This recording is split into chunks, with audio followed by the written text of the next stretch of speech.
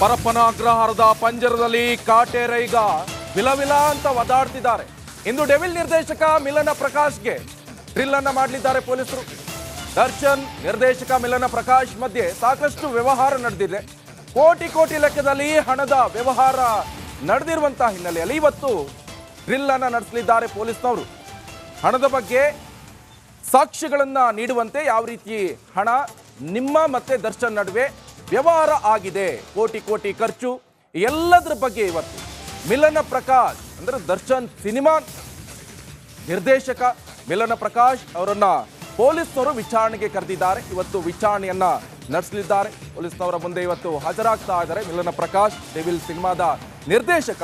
ಯಾಕಂತ ಹೇಳಿದ್ರೆ ಈ ರೇಣುಕಾಸ್ವಾಮಿ ಅವರನ್ನ ಕೊಲೆ ಮಾಡಿ ಅದಾದ ನಂತರ ಸೀದಾ ಹೋಗಿದ್ದು ಫಿಲ್ಮ್ ನಟ ಸೀದಾ ಹೋಗಿದ್ದು ಮೈಸೂರಿಗೆ. ಅಲ್ಲಿ ಹೋಗ್ಬಿಟ್ಟು ಶೂಟಿಂಗ್ ಅಲ್ಲೂ ಕೂಡ ಭಾಗಿಯಾಗಿದ್ದಾರೆ. ಈ ಹಿನ್ನೆಲೆಯಲ್ಲಿ ಈತನನ್ನು ಕೂಡ ಈಗ ವಿಚಾರಣೆಯನ್ನ ನಡೆಸಲಿದ್ದಾರೆ. ಬಗ್ಗೆ ಹೆಚ್ಚಿನ ಡೀಟೇಲ್ಸ್ ಅನ್ನು ಕೊಡ್ತಾರೆ ನನ್ನ ಕಲೀಗ್ ಮಾದೇಶ್, ನೇರ ಸಂಪರ್ಕದಲ್ಲಿ ಜಾಯ್ನ್ ಆಗಿದ್ದಾರೆ. ಮಾದೇಶ್, ಇವತ್ತು ಈಗ ಡ್ರಿಲ್ ಮಾಡಲಿದ್ದಾರೆ ಮಿಲನ ಪ್ರಕಾಶ್ ಅವರನ್ನ.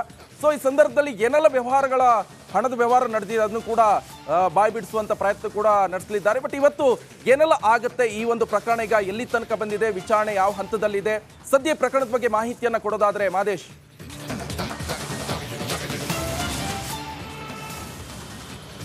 ನಿಕೇಶ್, ರೇಣುಕಾಸ್ವಾಮಿ ಕೊಲೆ ಪ್ರಕರಣದಲ್ಲಿ ಈಗಾಗಲೇ ತನಿಖೆಯನ್ನು ನಡೆಸಿದ್ದಾರೆ. 17 ಆರೋಪಿಗಳು ಕೂಡ ಅಂದರೆ ದರ್ಶನ್, ಪವಿತ್ರ ಗೌಡ ಸೇರಿ 17 ಆರೋಪಿಗಳು ಕೂಡ ಸದ್ಯ ಪರಪ್ಪನ ಅಗ್ರಹಾರ ಜೈಲಿನಿದ್ದಾರೆ. ಮತ್ತೊಂದು ಕಡೆ ಈ ಒಂದು ಕೇಸ್ನಲ್ಲಿ ಯಾರೆಲ್ಲ ಭಾಗಿಯಾಗಿದ್ರು, ಯಾರ್ಯಾರಿಗೆ ಕಾಂಟ್ಯಾಕ್ಟ್ ಇದೆ, ಆರೋಪಿಗಳಿಗೆ ಎಲ್ಲಿಂದ ಹಣ ಸಂದಾಯ ಆಗಿತ್ತು ಅನ್ನೋದಕ್ಕೆ ಸಂಬಂಧಪಟ್ಟಂತೆ ತುಂಬ ಇಂಪಾರ್ಟೆಂಟ್ ಅಂಶ ಆಗಿರುತ್ತೆ. ಯಾಕಂದರೆ ಕೊಲೆ ಮಾಡಿದ ಮೇಲೆ ಆರೋಪಿಗಳು ಒಂದಷ್ಟು ಸಾಕ್ಷ್ಯನಾಶಗಳು ಮಾಡಿದ್ದಾರೆ. ಜೊತೆಗೆ ಹಣದ ಬಲವನ್ನು ಬಳಸಿ ಒಂದಷ್ಟು ಸಾಕ್ಷ್ಯನಾಶಕ್ಕೆ, ಮತ್ತಷ್ಟು ಸಾಕ್ಷ್ಯನಾಶಕ್ಕೂ ಕೂಡ ಆರೋಪಿಗಳು ಪ್ರಯತ್ನ ಪಟ್ಟಿದ್ರು ಅಂತೇಳಿ ತನಿಖೆ ವೇಳೆ ಈಗಾಗಲೇ ಗೊತ್ತಾಗಿದೆ. ಅದರಲ್ಲೂ ಕೂಡ ಪ್ರಮುಖವಾಗಿ ದರ್ಶನ್ ಈ ಒಂದು ಪ್ರಕರಣದಲ್ಲಿ ತಪ್ಪಿಸಿಕೊಳ್ಳೋದಕ್ಕೆ ಎಲ್ಲಿಲ್ಲದ ಪ್ರಯತ್ನ ಪಟ್ಟಿದ್ರು, ಮತ್ತು ಹಣವನ್ನು ನೀಡಿ ಒಂದಷ್ಟು ಸಾಕ್ಷಿಗಳನ್ನು ಬಾಯಿ ಮುಚ್ಚೋದಕ್ಕೆ, ಕ್ಲೀನ್ ಮಾಡೋದಕ್ಕೆ, ಅಂದರೆ ಸಾಕ್ಷ್ಯ ನಾಶ ಮಾಡೋದಕ್ಕೆ ಪ್ಲಾನ್ ಅನ್ನು ಮಾಡಿದ್ರು ಅಂತೇಳಿ ಒಂದಷ್ಟು ಮಾಹಿತಿಗಳು ಕೂಡ ತನಿಖೆ ವೇಳೆ ಗೊತ್ತಾಗಿತ್ತು.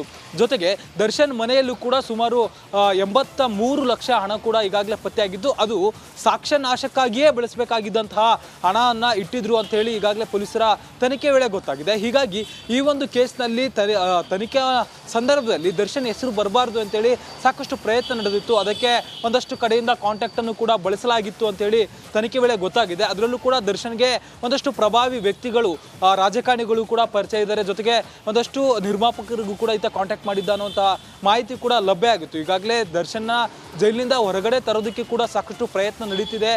ದೊಡ್ಡ ರಾಜಕಾರಣಿಗಳಿಂದಲೂ ಕೂಡ ಸರ್ಕಾರಕ್ಕೆ ಪ್ರೆಷರ್ ಆಗ್ತಿದೆ ಅನ್ನುವಂಥ ಮಾಹಿತಿ ಕೂಡ ಇದೆ.